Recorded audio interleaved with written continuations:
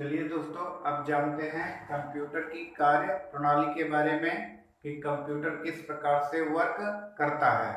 तो चलिए शुरू करते हैं इसके बारे में जानना। तो यहाँ पर आपको सबसे पहले देखना है कि इनपुट कंप्यूटर में क्या इनपुट किया जा रहा है, क्या भेजा जा रहा है। यानी इनपुट डिवाइस की सहायता से हम कंप्यूटर में डेटा इंटर करते हैं। डेटा का मतलब एक अनप्रोसेस जानकारी, यानी एक अनप्रोसेस्ड डाटा, यानी कि कच्चा पदार्थ जिस पर अभी प्रोसेसिंग होनी है।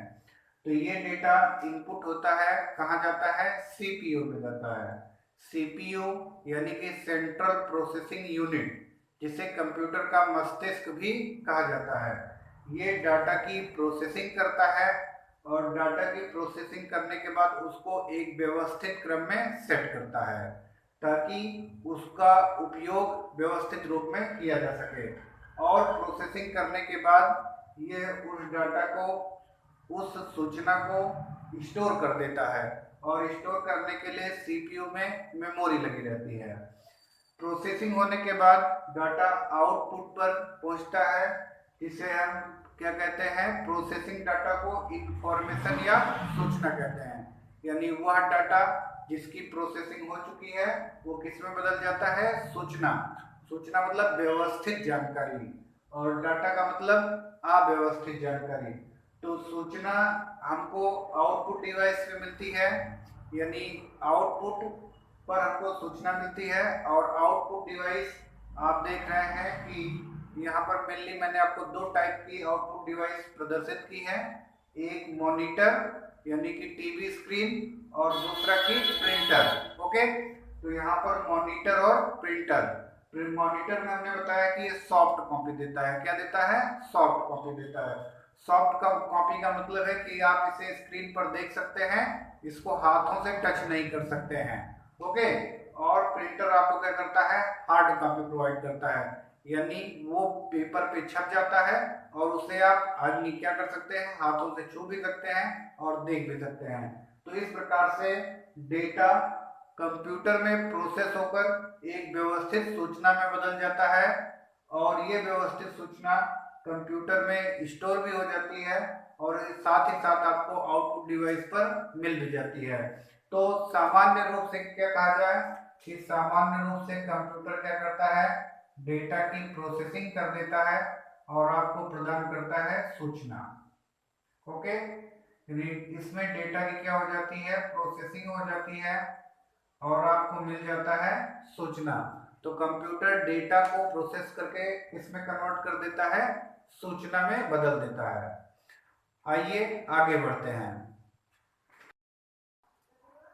आइए अब जानते हैं कंप्यूटर की विशेषताओं के बारे में, यानी कंप्यूटर की कौन सी प्रमुख विशेषताएं हैं।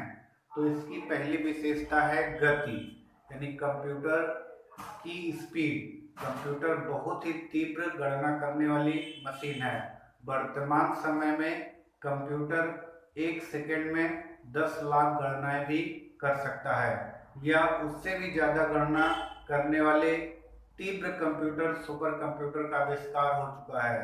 10 लाख गणना करने के कारण ही कंप्यूटर की स्पीड को MIPS, कंप्यूटर की स्पीड को MIPS, mega instruction, million instruction पर सेकेंड, मिलियन इंस्ट्रक्शन पर सेकेंड में व्यक्त किया जाता है। तो यानी आज के जो कंप्यूटर हैं वो बहुत ही तीव्र गति वाले हैं। दूसरी इसकी विशेषता है त्रुटि रहित, यानी इसके पास एक्यूरेसी है। आप जो भी काम कंप्यूटर से करते हैं वो आप अपने प्रोग्राम के अनुसार आपको 100% शुद्ध रिजल्ट प्रदान करता है। यानी कंप्यूटर का कार्य एकदम 100% शुद्ध होता है, इसीलिए आपको कंप्यूटर के कार्यों पर यानी उसके रिजल्ट पर विश्वास होता है, विश्वसनीय होता है। और तीसरा इसका गुण है स्टोरेज कैपेसिटी, यानी कि भंडारण क्षमता। आप समझ रहे हैं कि वर्तमान युग में सेमीकंडक्टर मेमोरी का आविष्कार हो जाने के कारण कंप्यूटर की जो भंडारण क्षमता है वो बहुत ही बढ़ गई है। एक छोटी सी चिप में हम गीगाबाइट टेराबाइट का डाटा क्या कर सकते हैं, स्टोर कर सकते हैं। तो इस तरीके से वर्तमान कंप्यूटर अत्यधिक ज्यादा संख्या में डाटा को स्टोर कर सकता है। इसकी अगली विशेषता है बहुउद्देशीय, यानी कि मल्टीपर्पज। कंप्यूटर जो है कई सारे कार्यों में प्रयोग किया जा रहा है। आज कंप्यूटर हमारे दैनिक जीवन के सारे कार्यों से लेकर ये उद्योगों, व्यवसाय, रक्षा आदि जगहों पर भी इसका प्रचलन बढ़ा है। तो कंप्यूटर हमारे जीवन का अभिन्न अंग बन चुका है और इसके बहुत सारे उपयोग हैं। अगला इसका पॉइंट है गोपनीयता। आप कंप्यूटर पर पासवर्ड लगा करके अपनी जानकारी को सुरक्षित कर सकते हैं। तो ये इसका एक मुख्य लाभ है। उसके बाद है सक्षमता। सक्षमता का मतलब है कंप्यूटर किसी भी कार्य को करने में सक्षम है। ये कई कार्यों को एक साथ संपादित कर सकता है। अगला पॉइंट है स्वचालित, यानी कंप्यूटर ऑटोमेटिक मशीन है। इसमें जब आप डाटा को इनपुट कर देते हैं तो ये डाटा पर स्वतः ही फैसला लेता है और डाटा पर अपने प्रोग्राम के अनुसार कार्य को संपादित करता है, उसकी प्रोसेसिंग करता है और उसको आउटपुट पर उपलब्ध कराता है। यानी प्रोसेसिंग में किसी भी हस्तक्षेप की आवश्यकता नहीं होती है। तो चलिए, अब कंप्यूटर के गुण हैं तो उसके दोष भी हैं। तो चलिए हम जानते हैं कंप्यूटर की सीमाएं क्या क्या हैं, कौन सी सीमा में कंप्यूटर बंधा हुआ है। और इसकी पहली सीमा है बुद्धिहीन, यानी कंप्यूटर के पास अपनी सेल्फ मेमोरी नहीं है। कंप्यूटर पर जो प्रोग्राम किए जाते हैं, जो प्रोग्राम कर दिए जाते हैं, उसी के अनुसार कंप्यूटर कार्य करता है। यह स्वयं जजमेंट लेने की क्षमता नहीं रखता है। यानी आज कंप्यूटर में कृत्रिम बुद्धि डाली जा रही है, आर्टिफिशियल इंटेलिजेंस का प्रयोग किया जा रहा है, लेकिन फिर भी कंप्यूटर मनुष्य की तरह आत्मनिर्भर या आत्म चिंतन करने की क्षमता नहीं रखता है। उसके बाद इसका अगला पॉइंट है, इसकी अगली सीमा है विद्युत पर निर्भरता। यानी एक मनुष्य ऑफिस में बिना बिजली के भी काम कर सकता है, लेकिन कंप्यूटर बिना विद्युत के कार्य नहीं कर सकता है। इसको पावर सप्लाई की आवश्यकता होती है। पावर सप्लाई फेल हो जाने पर कंप्यूटर ऑफ हो जाते हैं। अगला है ये महंगा है। मनुष्य की तुलना में कंप्यूटर की कॉस्ट, जो मनुष्य के कार्य करने की दर में, एक मनुष्य के कार्य करने की दर में एक कंप्यूटर की कॉस्ट बहुत ही ज्यादा है और ये सामान्य लोगों के पहुंच से अभी भी दूर है। तो इस तरीके से कंप्यूटर को हम महंगा डिवाइस कह सकते हैं, लेकिन वर्तमान में धीरे धीरे सभी लोगों तक पहुंच रहा है। और इसका अगला दोष है वायरस से प्रभावित, यानी आपके जो कंप्यूटर सिस्टम है इन पर वायरस का अटैक हो सकता है। तो वायरस आपके डाटा को सुरक्षित चुरा भी सकता है और डाटा को नष्ट भी कर सकता है। तो इस प्रकार से हमने देखे कंप्यूटर की विशेषताएं और कंप्यूटर की सीमाएं। अब हम लोग जानते हैं कंप्यूटर के उपयोग के बारे में।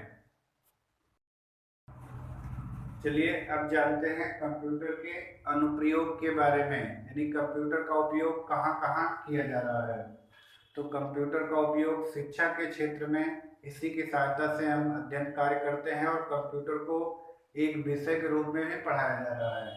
प्रशासन में कार्यों को नियंत्रित करने के लिए, जैसे आपने देखा होगा, आप डायल 100 सेवा का उपयोग करते हैं। तो आप यहाँ से फ़ोन मिलाते हैं और वो फ़ोन एक सर्विस सेंटर पे जाता है और वहाँ पर पुलिस के अधिकारी उस कॉल को रिसीव करते हैं और फिर ये सूचना डायल 100 तक पहुँचाते हैं। तो इस तरीके से इसका उपयोग जो है प्रशासन में भी किया जा रहा है। मनोरंजन के क्षेत्र में गेम खेलने में ये काफी पॉपुलर है। रक्षा में भी, उद्योगों में, बैंकों में आप कंप्यूटर के प्रयोग से परिचित ही हैं। विज्ञान के क्षेत्र में, इंजीनियरिंग के क्षेत्र में, संचार में, चिकित्सा के क्षेत्र में, वायुयान और रेलवे आरक्षण में, यहाँ की आज के समय में हम विभिन्न प्रकार के मोबाइल ऐपों का उपयोग करके पैसे का लेन देन कर रहे हैं। अपने मोबाइल से ही हम आरक्षण का कार्य कर रहे हैं, सोशल मीडिया का उपयोग कर रहे हैं। ऐसे बहुत सारे संसाधन हैं जिसे हमें कंप्यूटर ने प्रदान किए हैं। तो कंप्यूटर की सहायता से आज हमारा जीवन बहुत ही सरल है और ये कंप्यूटर ही वो माध्यम है जिसकी सहायता से मैं आपको अपने लेक्चर आप तक पहुंचा रहा हूं। तो आज की ये हमारी वीडियो कैसी लगी जरूर हमें कमेंट सेक्शन में बताइएगा और आने वाली अगली वीडियो के लिए हमारे चैनल को सब्सक्राइब करिएगा। धन्यवाद।